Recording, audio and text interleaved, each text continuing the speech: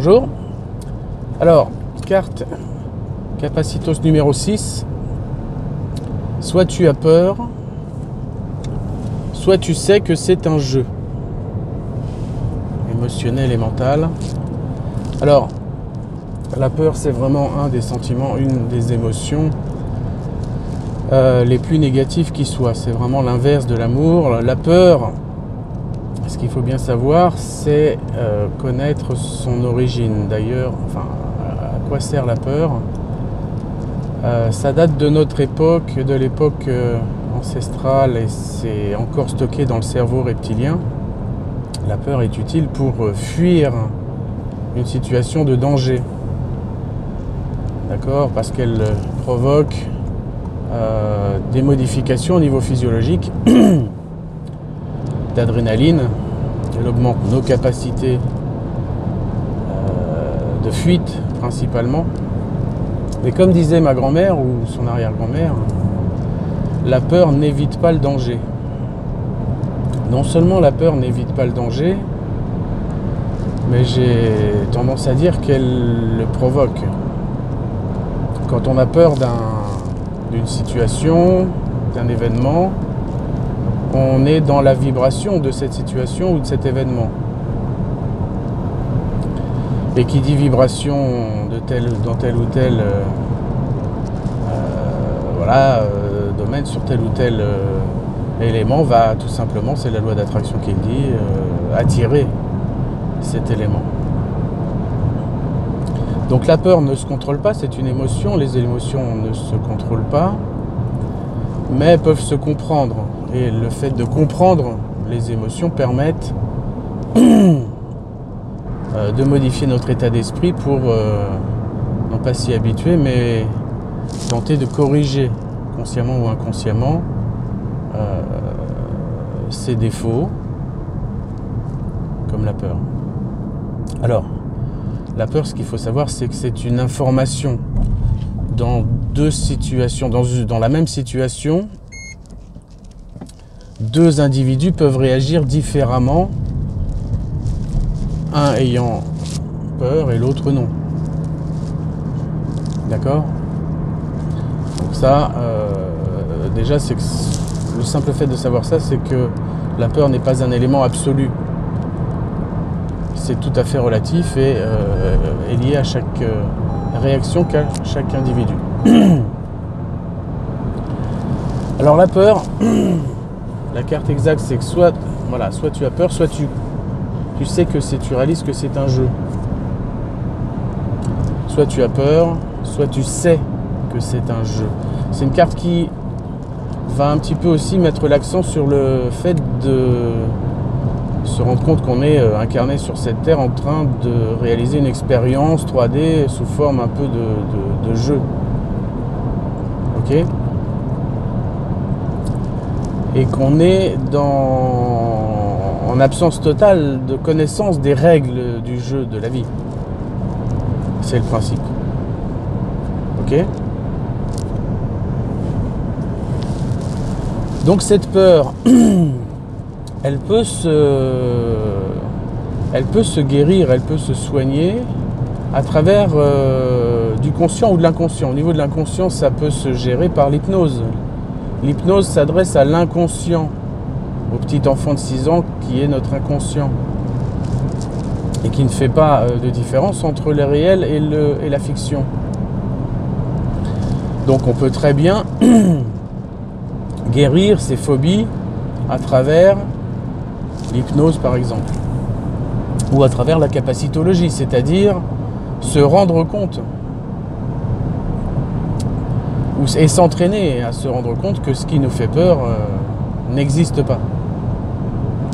Il y a un exemple classique que j'aime à raconter.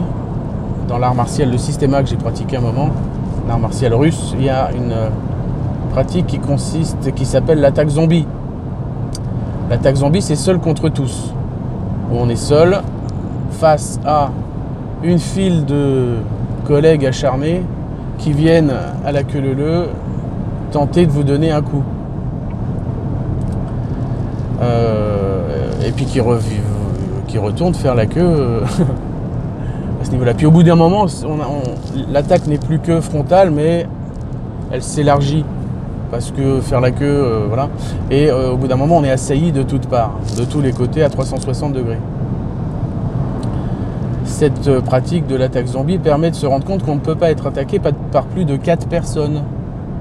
On ne peut pas, il n'y a pas la place pour en mettre un 5e. Hein, c'est chacun son tour. Hein. On se rend compte que être le 5e pour attaquer une seule personne, c'est pas très pratique, c'est pas très possible. Et le système permet par la biokinésie, les axes de rotation du corps, permet d'éviter les coups, etc. On se rend compte que savoir se battre éviter les attaques de 4 personnes est suffisant pour se battre contre 50 ou 100 personnes, puisque c'est 4 par 4 maximum. Donc ce simple pratique, une fois ou deux, m'a permis personnellement d'éviter et de supprimer la peur que je pouvais avoir à travers des foules hostiles.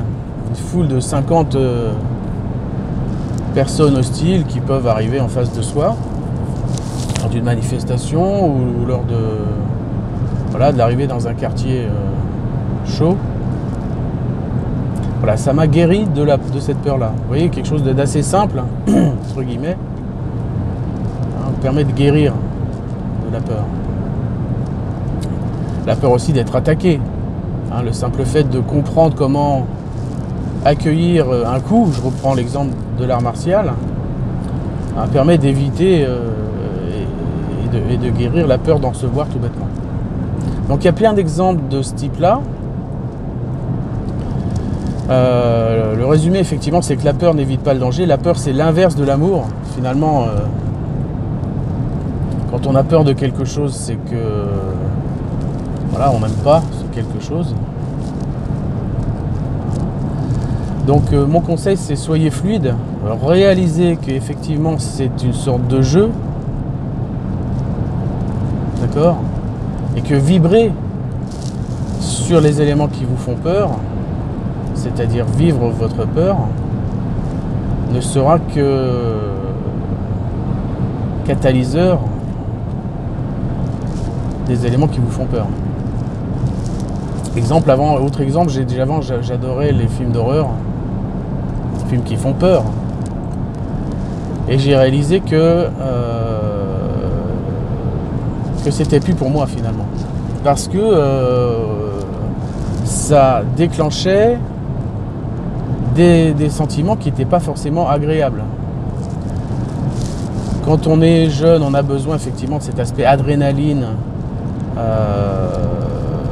déclenché par la peur, par le danger. On a beaucoup plus de prise de risque inconsidérée quand on est plus jeune que quand on est arrivé à un âge mature, on va dire. Donc voilà, tout ça, ça se discute en atelier, en consultation, bien sûr. On en parle lors des stages de capacitologie. Donc voilà ce qu'on pouvait dire sur la peur. Si vous aimez cette vidéo, ce genre de petites vidéos que je fais régulièrement sur les cartes de capacitologie, il y en a pas mal et je fais ça toutes les semaines.